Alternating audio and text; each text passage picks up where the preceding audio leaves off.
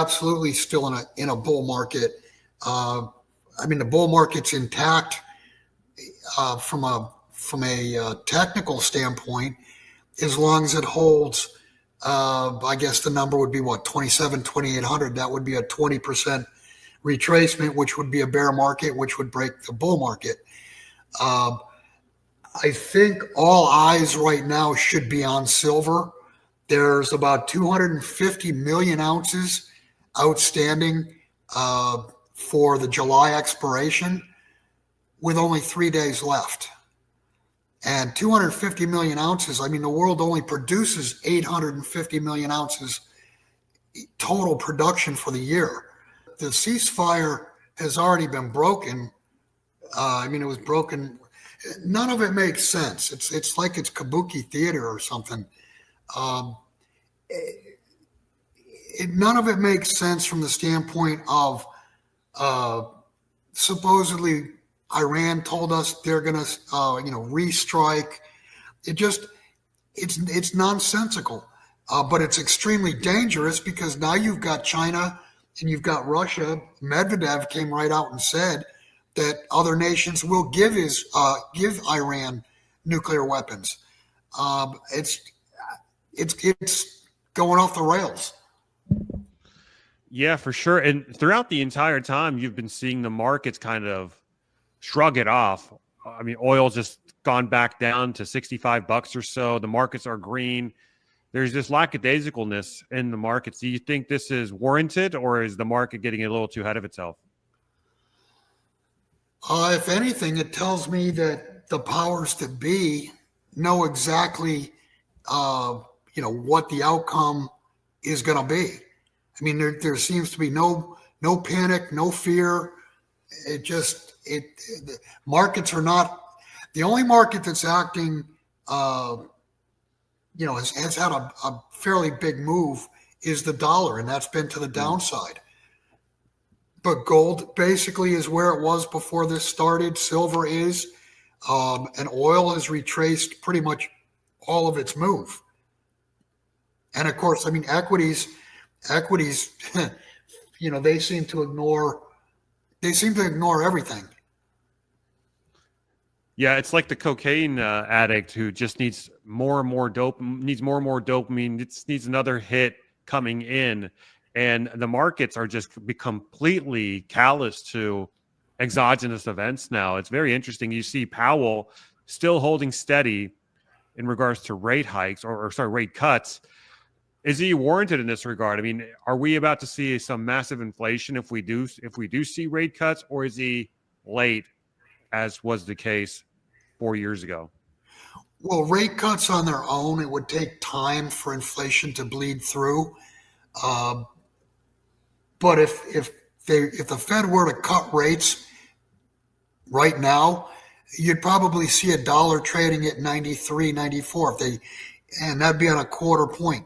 If they cut further than that, I mean, you could see a bigger drop in the dollar.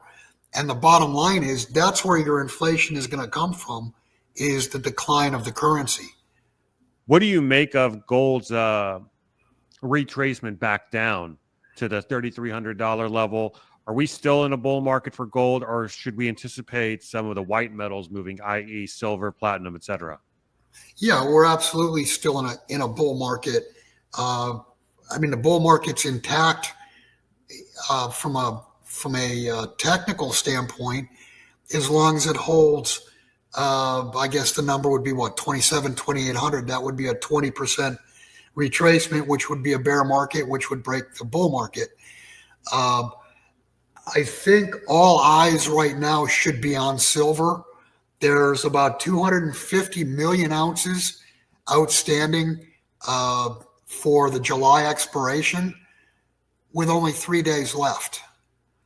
And 250 million ounces, I mean, the world only produces 850 million ounces total production for the year.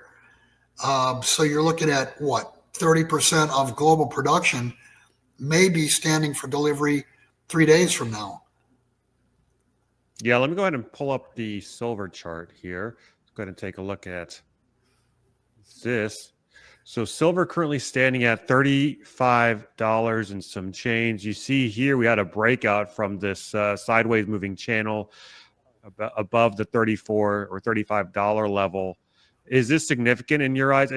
Was this the breakout move that we were anticipating? It seems like we may come down and retest it, Right.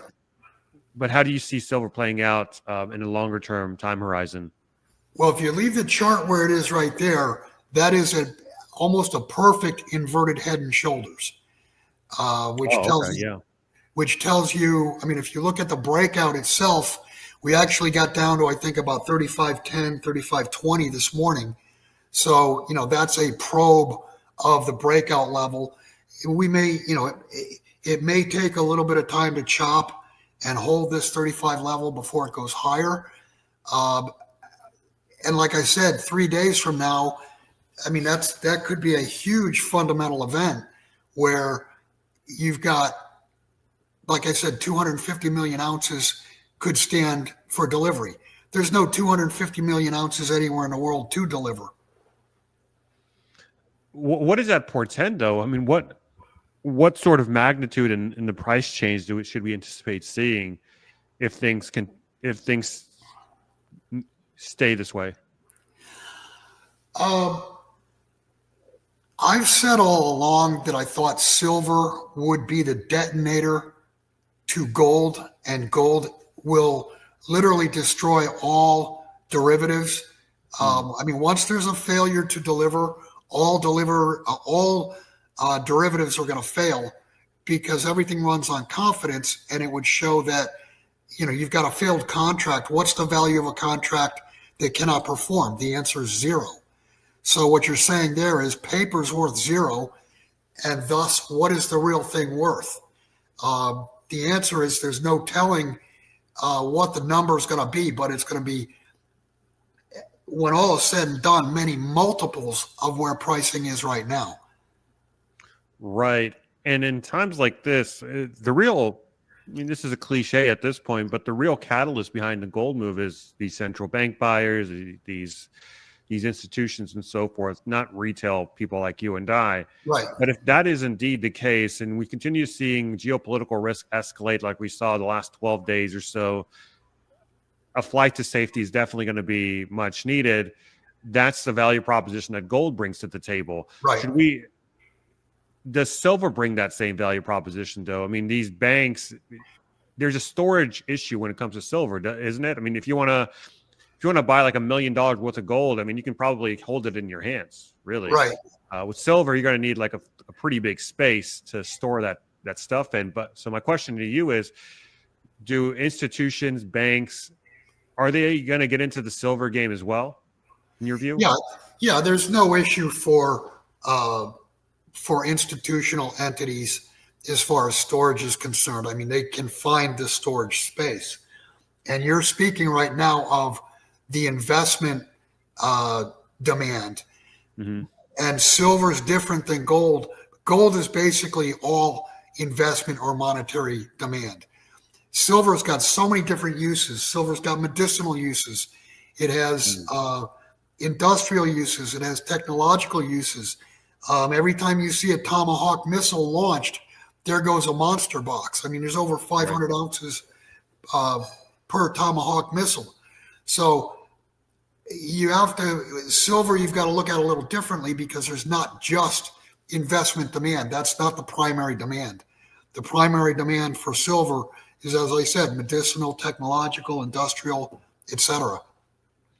Yeah, and when you look at the silver to gold ratio here, you're still at this really low point, right? Just a little over 1% of the gold price, right? So you're literally at 1% of the gold price, just about. And when you zoom all the way out, you look at this ratio from a very long time. Let's go ahead and take out the candlesticks. Look at a line. We've only been at this level, maybe like once, twice, three times, and 4 or 5 times. Yeah, a handful of times before. So it's only a matter of time before we mean correct to the upside when it comes to silver's outperformance relative to gold. Exactly. And Danny, even if we just got back to, and you might want to put your cursor up to the 40 to 50 level, Okay. what that would do, yeah, I mean, if we got to 40 or we got to 50, what you're talking about is silver will outperform gold 2-to-1 as far as purchasing power. So what I'm getting at is the risk reward of owning silver right now is hilariously in your favor. Mm-hmm.